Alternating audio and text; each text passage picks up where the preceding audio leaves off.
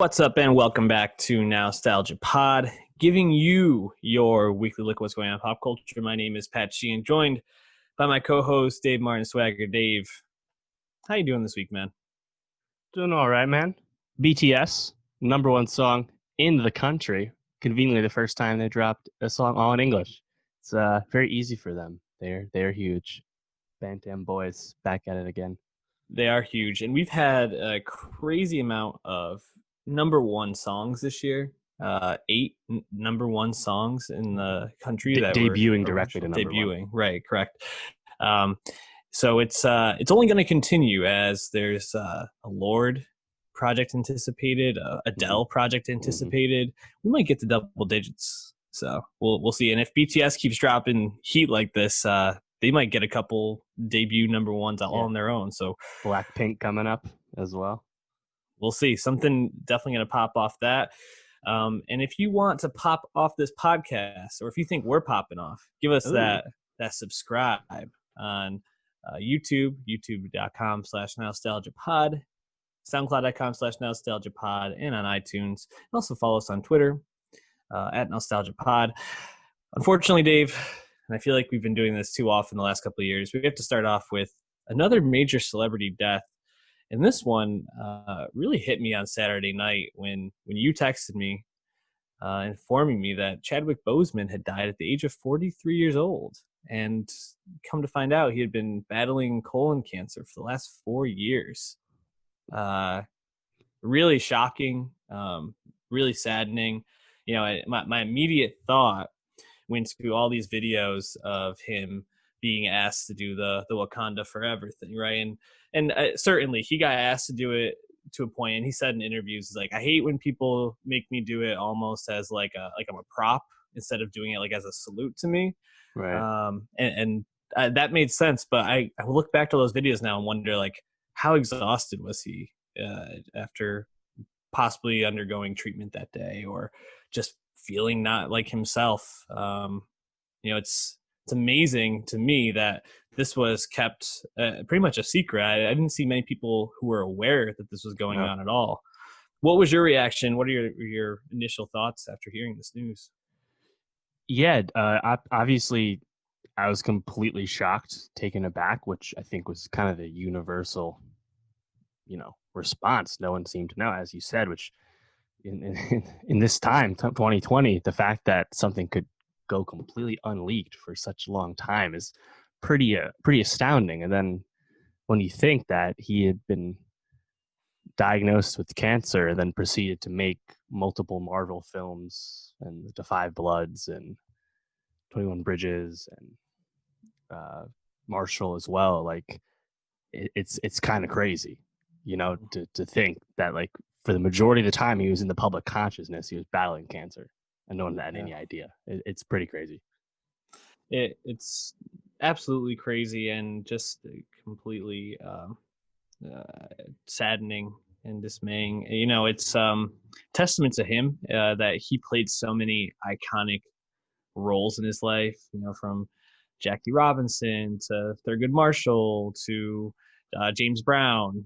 He's embodied people, like actual people, in their stories who are legendary, as well as a legendary Black superhero who was the star of a movie that had a huge cultural impact. It made over $1 billion. Like, it's maybe he wasn't the most enjoyable part of that film. I think, like, Michael B. Jordan as Killmonger has gotten a lot of love for that. I think just the story and the obviously Coogler's direction has gotten a lot of love, and I think sometimes Chadwick playing like the thankless, like, hero role in a sense, where he's just kind of like the steady person, and all of this gets overlooked, but really just I think an amazing career, and it's hard to think, like, how many other things he could have, how many other great roles he could have done, and it's not going to get the opportunity now. Yeah, of course. Yeah, and speaking of Black Panther grossed $700 million in the U.S., one of only 4 movies to do that. It was incredibly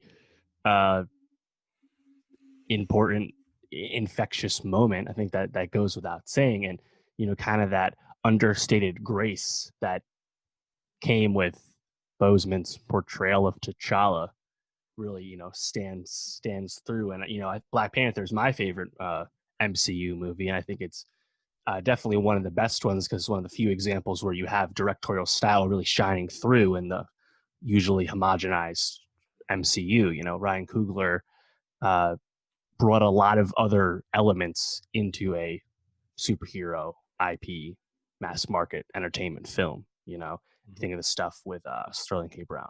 Think of the stuff when Killmonger's fading away, right? And everyone remembers like the stark like purple background and all that, right? And I think Boseman, portraying T'Challa and having people see that on screen, I think the common refrain has been that actually seeing Black characters as royalty, went a long way. We've always gotten Black characters portrayed, historically speaking, usually as slaves, right? But to see something like that, something so triumphant and proud, and not afraid to be what it is, which is Black, it earned all that money. And I mean, just think, and one of the things I was thinking, I was like, oh, geez, they're going to make a Black Panther too. I believe it's dated for 2022.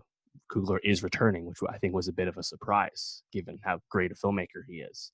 What do they do now? Because obviously they're going to revisit that film. And I guess the obvious plan is have Letitia Wright Shuri take over. But I mean, who really cares about that? Because it's just the loss of Boseman. It's just so tough. And I was really affected by this too. I mean, I felt some like real grief because, and I was just thinking like, in terms of African American actors, I mean, most of the big Black actors these days are English.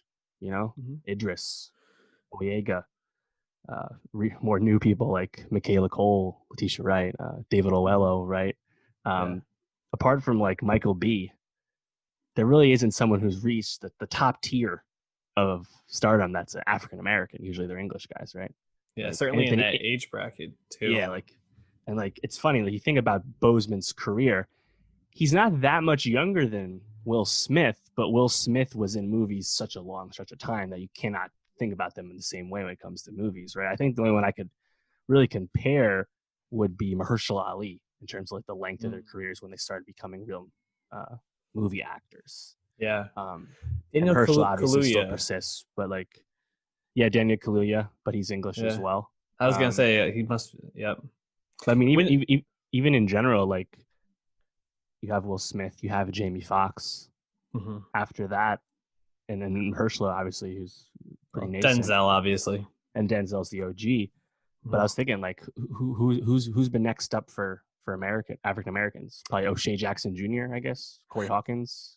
I was wondering if Winston Duke might fit that bill. He's a good one. And I was actually, when I was thinking about what does the Black Panther franchise do now, I was wondering if Winston Duke might be kind of tabbed to fill in that role in some way. But he was obviously in Us playing the one of the lead roles as the father, and I could see him potentially stepping up, getting some more roles. But yeah, it's amazing because Brian Tyree Henry hasn't really starred much. He's been mainly a TV star. So I guess Lakeith Stanfield might be that's probably it. Into that role. And I guess wherever you sit with Donald Glover, he's probably also somewhere in that conversation. So it's basically depends on how much he wants to act, really. Yeah, right. It's like Atlanta and then Black Panthers, where you're getting a lot of these names from. It's funny. When I was thinking about it, it's all these roles he played were almost like saintly in some sense. I mean, especially you think about Storm and Norman. The last role people have seen him in a big movie. In The Five Bloods, he was almost like this Jesus-like character in a lot of senses. And to lose a guy that not only portrayed those type of characters and had that gravitas on screen, but also from all accounts, everything we've heard was just a really sweet, thoughtful, inspiring, and caring person off it. It's like, right, man, it really does seem like the best people are here the shortest in a lot of ways. Really just saddening, and it leaves a hole that I think is going to be hard to fill, to your point. Yeah, absolutely. I was thinking a lot about probably my favorite scene from Defy Bloods, when you have that like narration about Storm and Norman, and he was our Malcolm and our Martin. I feel like that's a quote you could almost apply to Chadwick in the way he represented Black people on the screen. And yeah, it's just kind of like an uncalculable loss, and which makes it even worse because of his age and because of how unexpected it was. He does have another movie coming up called Ma Rainey's Black Bottom, which is a Netflix film. It's coming up. And Netflix actually was about to do some press for that film and obviously called that off due to the unfortunate timing. So we will see him briefly again, but I would advise everyone to obviously watch The Five Bloods if you haven't. Easy to watch on Netflix, but also Marshall. Marshall's really great. You know, Marshall's a movie I caught later. I saw it on an airplane, but it's just one of those like compulsively watchable movies that has a really strong lead performance and teaches you a bit of history if you didn't know it. So that's obviously about Thurgood Marshall. He was really good in that one. So I haven't seen the one about James Brown, Get On Up. I wanted to seek that one out still. Me neither. And it's interesting because I think it was the two like co-stars, or I guess Chadwick was obviously the star, and I'm forgetting who his like secondary character was in that, but are both gone. I saw a tweet that they both had passed away in recent years, so it'd be interesting to go back and see if there's anything to glean from that movie at all. But huge loss, huge rip. Chadwick gone way too soon. Fuck cancer. Let's move on though to some music. We're going to start with I think an album that brought us both up this week because I think we kind of needed it after the weekend with the Chadwick Boseman news. Dua Lipa's Club Future Nostalgia DJ remix album, which we've been, kind of talking about and saying we were looking forward to, some big names attached to this. But it really going in, I was expecting more like what we got with the Charlie XCX, or was it the 100 Gex album? The 100 Gex album, I'm sorry. Where Charlie XCX the Tree was of Clues. Yes. With the 100 Gex album, where it was kind of like the songs sounded very similar, but they were kind of just like adding like the flair of whatever artist was kind of doing the remix or jumping on. Yeah. This was like start to finish, like you were just getting on the dance floor of a club for an hour and it running straight through real remixes from different DJs, although helmed mostly by the Blessed Madonna, who was doing most of the remixing. I mean, it definitely wasn't what I expected. How were you feeling going in and after listening to it? Yeah, I didn't really know too much of what to expect either. Hearing that Levitating remix single featuring the other Madonna, the more famous Madonna, as well as Missy Elliott, perhaps maybe changed expectations for people that heard it, because you expect it to be more like all A-list features and guest spots and stuff, more like a traditional remix album or soundtrack or something. But what stood out to me about this is it's actual remixing. I think remixing is a word that most people these days don't even actually remember what it's supposed to mean, where you actually remix and master the song because you've changed it. You didn't just add a new verse when you didn't actually do anything else the rest of the mix, right?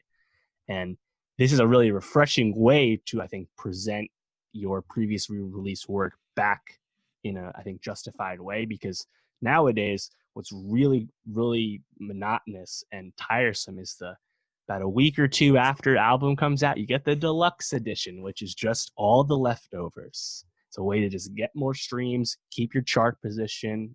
Little Baby use this to stay number one for several more weeks, and sometimes there's a highlight from those cuts, like We Paid in Little Baby's case, but usually they're songs that are cut for a reason. The Baby Deluxe, take my word, you can pass on it. But in this case, like Gex, it's justified because it's actual new music, and that's really cool. And you going in like, this Blessed Madonna, this American like techno DJ, she's kind of like the EP on this. Yet there's a whole lot of other DJs and producers that are doing their own spins on songs from Future Nostalgia, and that was also unexpected to me. I didn't expect all these other people to be on this, and I think also, like traditional remix albums, usually you're still gonna like the original song more than these. But this one, because this album has such slick transitions where you're literally going from track to track, and it sounds so genuine, and like the way that the pitch were pitched up and were pitched down, and everything just seems so seamless, and it really does feel like you're at a club set from a DJ. Yeah, and that's really cool. Dua Lipa, she's European. Eurodance, Euro club scene is a huge thing. Not nearly as big a deal in the US, but it's a major part of going to see live music in Europe. And I think this definitely nails that vibe. That's really cool. So, and there's still some cool twists on some of those new classic songs from Dua. So I think it's pretty fun. Yeah, no, definitely very fun. I was telling you before we got on that I wish I had listened to this on my run this morning. I chose to listen to a different album that we're not talking about, but it was a lot sleepier. This would have definitely gotten you going. And like you said, it transitions so well. Sometimes the songs just kind of like blend together. Yeah. But if you just kind of lose yourself within them, and by like the 5th track or 6th track, you're like, oh shit, I've gone through like 6 songs, but it felt like only 2 or 3, like the way it kind of flows. It's really cool. To me. It's so good on this album. You mentioned the Levitating remix with Madonna and Missy Elliott. Any other tracks that you really liked the remix or thought stood out? Yeah. I really like the Pretty Please remix by Masters at Work. Notably on this album, there are songs that have been remixed multiple times. Sometimes they're short, it's not the full version of the song, but that one really stood out to me. Just the way it was upbeat. And I think what was kind of cool about this album is there's a bunch of moments where like Dua's vocals are changed from the original song, like Levitating. It's a slower delivery than the original song, and like some of those choices kind of stood out to me in a cool way. So yeah, the Pretty Please by Masters at Work, that was probably my favorite one. Break My Heart. Yes. I believe the second one. Yep. At the end, you have like the violins coming in doing the da da da da da from the original beat. And I was like, oh wow, that's a really cool touch, So it's kind of like moments like that. And I think on Hallucinate, that probably stands out for the Hollaback Girl sample. There's that drop, which notably hits way harder than an actual new Gwen Stefani feature later in the track list on the Mark Ronson Physical remix. So kind of interesting there. But Break My Heart and Pretty Please probably my favorites. I mean, I think you hit the ones that I would have picked, but even the first track, Future Nostalgia, I just think it comes in so hot and really sets the tone, and then it glides into the Jada G remix, and it's the Future Nostalgia is only like it's under 3 minutes in this remix, and the way it flows in, it just really gets the album moving and churning so quickly. I thought that was really cool. But yeah, I agree. The second Break My Heart was probably the one that stood out most to me. I think it was the Moody Man remix. Yeah, the Moody Man remix. There we go. Definitely interesting. Always a pleasure to listen to more Dua. Maybe we'll see some more of this from some of these pop artists. Also, shout out to Madonna and Missy, who are like just gonna jump onto a Dua track because we know we need that at this point. And I mean, I guess that's kind of a shot at them, but just that their star has kind of fallen off, and they're like, let's work with this younger artist, or at least like attach ourselves. So you can draw artistic comparisons between Madonna and Dua, especially off this second album. So that's a kind of a cool passing of the torch, I guess, even though the torch was technically long since passed, as you're saying. I also shout out Dua Lipa's spot on Jimmy Kimmel like a month ago. She was actually really good on that. So any Dua is good with me. Absolutely. An artist that I don't know if you feel the same way about is Jaden Smith, who my guy. Yeah, has had a pretty interesting career, I'd say, at this point. Obviously, probably most well known for being Will Smith's son, and also probably one of the weirdest celebrities we have. Him and Willow are truly, genuinely 100% their own people or aliens, or however they would kind of describe themselves. Sure. Here's my question, though. Do you think he's actually as weird as he used to be? Young Jaden. I believe he's only 20 years old at this time. He's 22 years old. When we first talked about him, he was only 20 years old. Yeah. He's been making music for a while now. He's acted in spots. He definitely is a legitimate working entertainer at this point. He's gone on tour you know, like Mm-hmm. he's legit at this point. But do you think he's actually as weird as he once was when he used to just tweet literal nonsense with about his third eye, you know? Yeah, no, probably not. I think it's interesting because I think Jaden at that point was doing a lot of things because artistically it felt provocative to be Mm. saying and doing these things. I don't know if he's ever been explicit about what his sexuality is, and not that that really matters, but there was the whole thing about him and Tyler the Creator possibly Yeah. dating at one point, and I don't even know if that was even ever confirmed, I think it or was a it was joke, just, but yeah, who the just fuck something he knows, was really? throwing out. And it's like, I think a lot of what he used to do was more provocative and not really thought out. Yeah.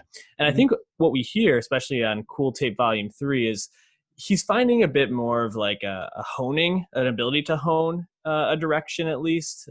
Whereas I think Sire, when we talked about it in 2017 and then Eris last year, I think it was a little bit more bombastic, a little bit more, I don't want to say it wasn't more ambitious, but I think just maybe a little bit more out there. Then this Yeah. feels a lot more grounded to me.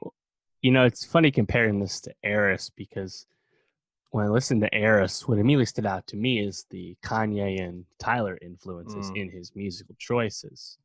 And great influences to have, of course. But if you're not adding your own spin or doing something in such a way that justifies making stuff that's such an obvious homage, it's probably going to fall flat, not going to remain in people's ears. And I think that's usually the case with a lot of his stuff. I mean, he has had hits, he has had sticky songs. You can check the numbers on some of his songs, you know. He has had success. But, you know, on Eris, remember he was kind of dabbling in some like low rent like XXX Tentacion Florida rap metal stuff, you know. It's like he still kind of will throw any dart he can at the wall. He just oftentimes hits the window, you know. So I still give him credit for kind of doing whatever he wants. And again, and we shouldn't forget he has a lot of security in his life, so he can do this with a career. But Cool Tape Volume 3 definitely surprised me in the sense that it's much more understated. It's a lot more singing. It's like, it's softer. It's just a lot softer. There's no boasts anywhere near the level of Icon, which was the first time really made any noise with music, you know? But is So it good? I think sometimes it's good, but it's still really long. It's a lot of songs. So Yeah. he takes a lot of swings and he's still going to miss a lot. But I think once in a while he can still kind of hit, and that's cool enough, I guess. Yeah, I agree. And the, you know, the direction of this album feels a lot more uh jazzy, a lot more like almost like Michael Bublé-ish at points. Like it's kind of Yeah. weird. I was thinking like soft, like soft pop, soft rock almost, Yeah. like soft pop. I don't know. The comparison I came to in listening to this was Swayze. Do you remember that group, Swayze? They Yeah. did like Corona and Lime. Like Mhm. it was like a black guy and a white guy, and Yeah. the white guy would play guitar Love and is overrated. sing. Yeah, and then Swayze would rap. And I really kind of got that sense of it where it was just kind of like mellow, more toned down, just kind of easy listening a lot of the time, and kind of sad boy throughout. But at the same time, I didn't hate it. I thought it was at least listenable at most Yeah. in most parts, and I think there were actually a couple songs I really liked, like Rainbow Bap. I thought was really good. Mhm. I thought the closer, Boys and Girls, was a decent track. And Lucy, I also kind of liked, had like a soft, like a chill vibe, surfer track kind of feel Sure. to it. So, you Yeah. know, he's trying some things, but just I think honing it a little bit more. He's like crafting it a little bit more. It sounds like you liked a couple of the tracks as well. I also liked Rainbow Bop a lot. I believe that single came out 2 weeks ago. I think that's one where that has the hook, that has the vocal delivery, the way he does the hook. It's a really catchy way, and that's kind of it almost feels like a spoken word rap. It's not like a true hip hop song, but it has that kind of hip hop cadence to it. I liked Rainbow Bop a lot. Also has an hilarious line, which is what you expect from Jaden, where he calls himself the young KRS in your Providence. Just to have the audacity to compare yourself to KRS One is ridiculous and just oozes confidence. So Mm-hmm. salute to Jaden, because that is ridiculous. So yeah, I think Rainbow Bap is cool to me. Um, Meta wise, it was nice to see him collab with Bieber once again. Let's not Mm-hmm. forget that Now or Never. Uh, how long ago was that? Like 8 years, maybe. Yeah, six, Oh, seven, something like that. a long time. Probably more than that, actually. Probably around 2010. I don't know. Jane was very young when they first collabed, so that's cool. I like Sunburnt. Sunburnt was interesting to me because that reminded me some more of like Eris, right? Where like the song is a little bit softer, like most of the album. Next thing you know, he's doing like really hardcore rapping for the last like 20 seconds. That kind of like brief, stark switch up reminded me a lot of what happened on Eris. And I also liked Endless Summer with Rory. You know, Rory and Jaden actually make sense to me as kind of kindred spirits, and I thought that song sounded pretty good. But Yeah. yeah, like I think like all the Jaden projects, there's stuff to like, stuff to immediately never listen to again, stuff that's kind of in between, and it just Never, depends what you're looking for from him. never say never. 2011, by the way. Yeah, I was So close. you were very close. Yeah, I like this more than I liked Eris. So I think Jaden keep trying stuff. I liked how it sounded a little bit like 90s rap-ish at points, but maybe not like the traditional 90s rap, kind of like nice and smooth, or even like Crazy Town at certain points. I was like, all right, well, Yeah, it's something different. I appreciate the swings at least. So Cool Tape Volume 3. We'll be adding a track probably to our Nowstalgia Best of 2020 on Spotify. Follow that. And Katy Perry also might be getting a track on there because she returned with Smile after Witness in 2017. Maybe the harshest review we've ever given a big album, would you say? It's up one there. of them. Yeah, Yeah. we used to be a little harsher back then. Um, Yeah. I remember that episode. We also talked negatively about Bryson Tiller. True to Self, the very disappointing sophomore album from him, and Lil Yachty's debut album, Teenage Emotions, which is hot garbage. I And then stand you by had all those. yeah, and then you have Witness, which was just a complete swing and a miss that followed up a really cringy run of press from Katy Perry. Let's not forget the weird, awkward dancing she did on SNL with Migos for that song Bon Appetit. You know, it was a tough time, and I think since then, I think most people have almost accepted the fact that Katy Perry has now had a different point in her career. Teenage Dream was 10 years ago. Pop stars eventually do crest, and clearly Katy Perry has crested. But maybe it's not all bad. I don't know. What do you think about Smile? I thought it was mostly bad. If I'm being completely honest. I mean, it's inoffensive. It's Yeah, listenable, low range pop, I'd say. But, yeah, you know, I think when I was thinking, how did Katy Perry go from being, the person that wrote and saying "I Kissed a Girl" or "Teenage Dream" to now, those songs felt kind of dangerous and new at that point. And she really opened the door to a lot of singers singing about that type of material in more explicit ways. I mean, if you think about it, it's kind of hard to imagine pop getting to the point as that where you can have a song like WAP if you're not, kind of breaking the glass with "I Kissed a Girl." Like, it's just sure. there's steps to this, but I think at this point Katy Perry really isn't making music that feels dangerous, or if it like it has stakes at all, and Yeah, it's going to lead to these songs being pretty middle of the road. And aside from maybe 3 tracks on here which I thought were decent, I really found the rest of it pretty forgettable.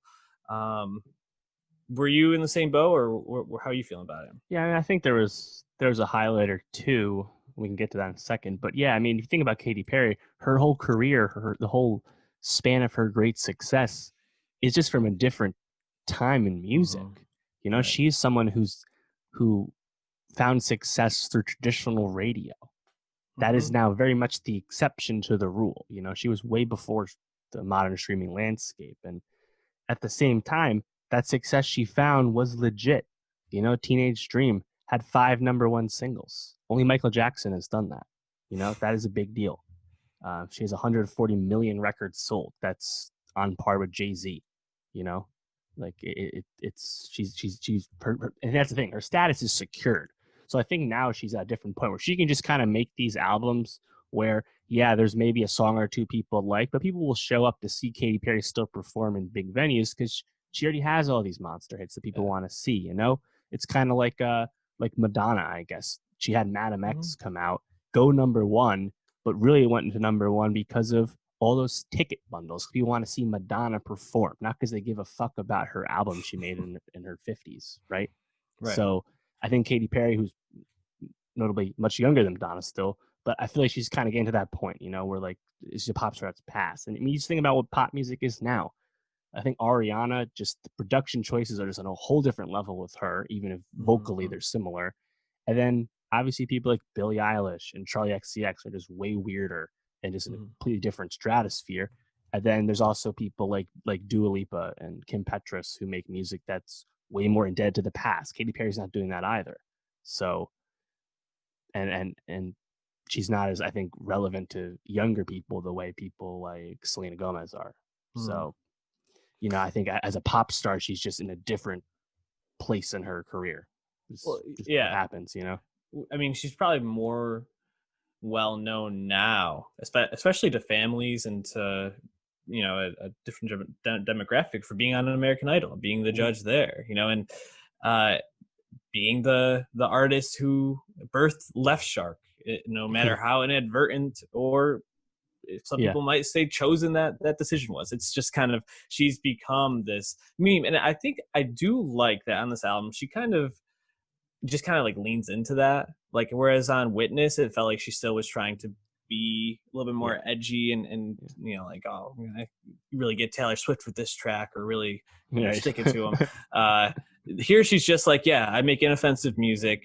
I'm trying to tell you, think positive, you'll get through it. And that's my brand now. And sure, okay, fine. Like, if that's what you want to do, you're going to lean into it.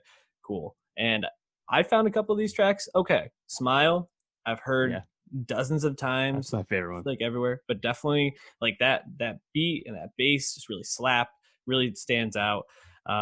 Harley's in Hawaii stood out as a track just because it was so different. Yeah, I was gonna say, your guy Puth co-wrote that. He's always on a heater, but it's a little bit more R&B, a little bit more toned down, which I liked. And then the first track, Never Really Over, I thought was a pretty decent like pop song. So other than that, I don't know, you know, because I think the turning point for her was probably Firework, right? Because she really went from being that artist that was like writing these songs about these like sexual experiences and like, you know, these dalliances that were edgy, to being like, I am the empowerment artist now. And that Firework became I mean, Eye of the Tiger. I mean, it's like all Roar. This Roar, sorry, but it's all this same stuff. She really shifted, and I think it's hard to go back after that.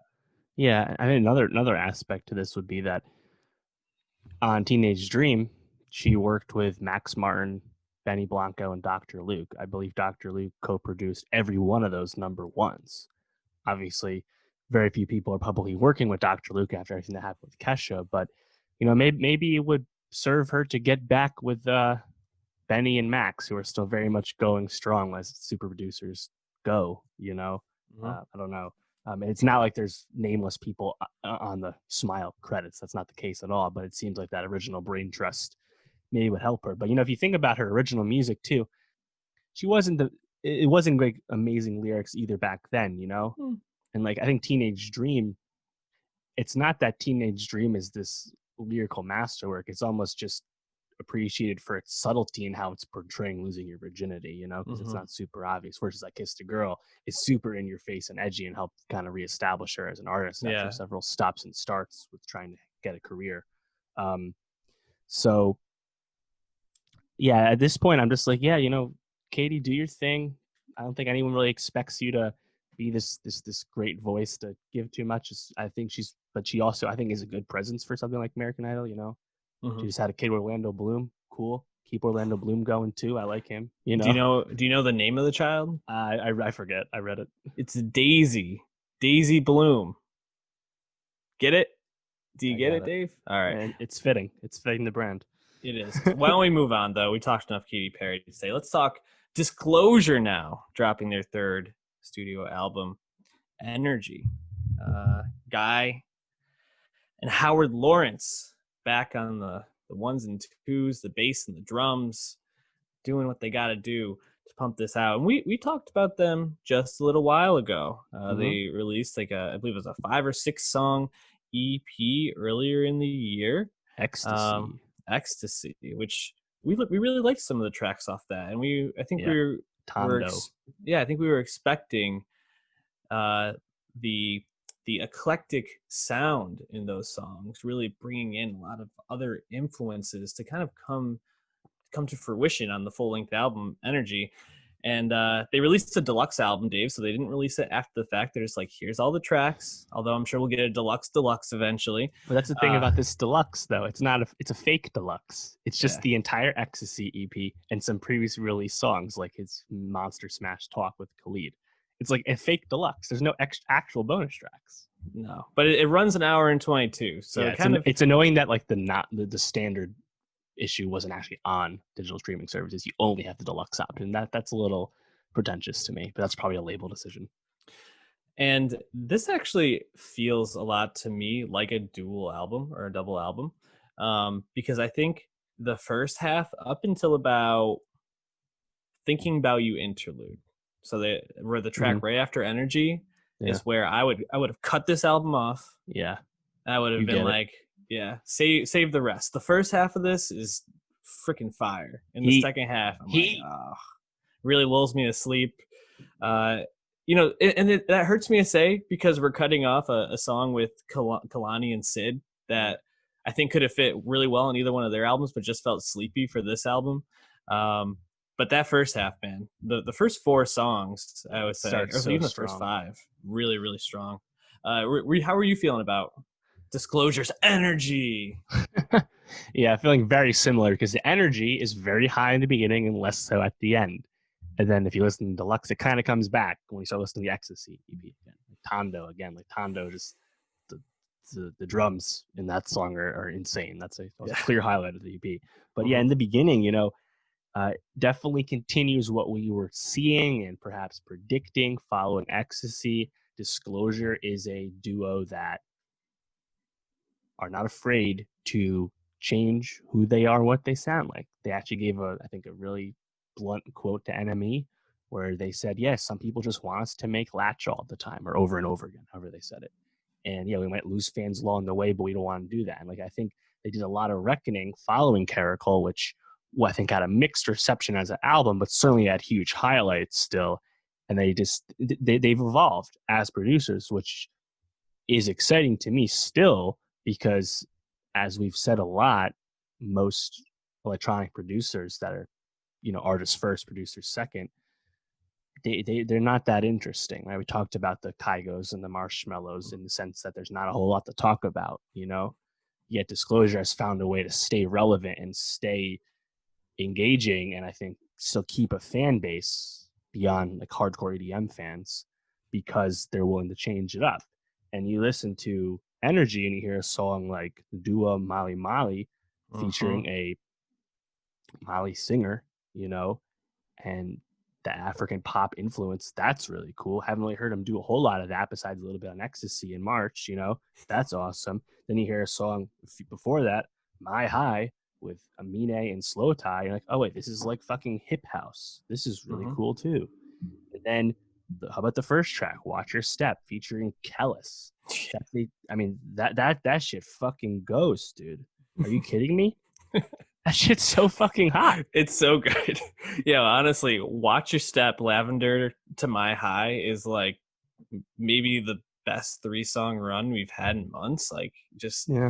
It's crazy. Chanel Trace on Lavender, the way he just like growls over that beat, it's so sexual and like arousing. It's like crazy, man. It's nuts. I was just like really blown away. And even Energy, the Energy is like the track that the people who don't really like to like dive deep into electronic or house music but like want to have a bop are like, okay, this is perfect. Where your focus goes, your energy flows, the beat drops, you can hop around at a festival. It's late, it's fine. But like you said, when they start to really play with these influences and infuse their music with these different artists, I mean, even if you just look at who they were working with on Caracol, I mean, The Weeknd, Sam Smith, Lord, Miguel. I mean, like these weren't like these were artists that a lot of people knew, and there's a couple of big names on this, but I feel like we're like the standouts, like you said, are from people that we aren't super familiar with, because it feels like Disclosure is inspired a little bit more working with them, whereas you bring in someone like Common, and that track falls completely short. Or Know Your Worth with Khalid, I think also fell really they short. did not make Talk 2.0 with that one, no doubt. No, and even these songs with Sid, for the most part, I mean, Birthday is all right, but like I said, I feel like it just doesn't fit for this. And Sid is such a interesting singer. She has a really sultry voice and just a really cool background that I think could have really infused these songs with a different type of energy, but just really fell flat. And I almost feel like let Disclosure just be weird, and they'll continue to make super interesting music. So it's a hard album in some ways, because I feel like they had so many good pieces, and then we're almost trying to like meet in the middle with those fans like you talked about that just want Latch all the time. Right. Well, and hearing that they recorded over 200 songs for this album also was done and ready by the end of 2019. You just think, I mean, shit, what else is on the cutting room floor? Right. Because there's such range and variety on Energy, whether it's the standard or the deluxe, that they can probably do anything. And usually it's good, or at least passable. Even the stuff we don't like isn't necessarily bad. It's not nearly as engaging, because Disclosure sets a high bar for themselves, right? I think of Guy's production on Blue World, perhaps the highlight of the Macklemore Posthumous album, Circles, right? That's just some really out there production that Mac happens to ride really great. Rest in peace. But like, that weirdness is again, like, after those first 4 or 5 songs on Energy, we don't get a sniff of that again, you know? And like, just hearing them do just kind of like traditional house loops that is appealing to EDM fans and inoffensive to people in Macy's, but otherwise it's not that cool. That's just disappointing. It just feels below their talent, right? You know? So, I mean, as they've said, they're aware of what people say about them. So by all means, do what you got to do. I mean, it was kind of interesting hearing them talk about following Caracol. They really toured hardcore, as a lot of DJs do, and then they took a full year off and kind of traveled and like reset. So they do seem to be in a good spot, and that's great. Obviously, think of what happened to someone like Avicii, but at this point, Disclosure, I'm hoping they don't immediately go away again, given the state of the music touring business, because they're weird. And they can probably impress pretty easily at this point. So I'm hoping that continues. Yeah, I guess just like my last thought, and maybe this summarizes what we're talking about more, is when you think about the artists who really dominate their sphere, that like house, disco pop sphere right now, it's, you know, Kygo and Marshmello, like you mentioned. And Kygo really thrives off remixing old songs and adding like a more current, you know, EDM flair. And, you know, think about like the Whitney Houston Higher Love remix he did that's gotten a lot of acclaim. But he's not doing anything original. Where Disclosure really thrives is when they get to be themselves and be original and explore their artistry. It's just really disappointing, I think, that they get so much, you know, pressure to be so down the middle, when where they really thrive is being left, right, wherever else they are, other than down the middle. So yeah, I don't know. Disclosure, Energy, check it out. Give us your thoughts. We're gonna move on to a movie before we wrap up today, with a very famous musical artist playing a pretty big role, and we're gonna talk about that in a second. But the Burnt Orange Heresy from Giuseppe Capotondi. He's an Italian. Yeah, interesting movie. It was the closer at the Venice International Film Festival last year, 2019. Dropped in the States back in March, and then I think when COVID hit, it really it was just starting like limited release, and then COVID happened. So for a movie like this that is appealing to a very specific demo and needs to have a very strategic release, COVID just completely cut its legs off, you know. And I think it got released slowly again in August as theaters opened up, but just hit VOD this past week. So, and that was probably for the best, because this is a movie that in today's climate has really no way to find an audience. Yeah, and I was left very mixed on this film. I think there's some really wonderful parts, and then some parts that just felt totally flat for me. Um, the lead, Claes Bang, he's a Danish actor and musician from the Square, the international film. That's where he got really big recently, but not big to Americans.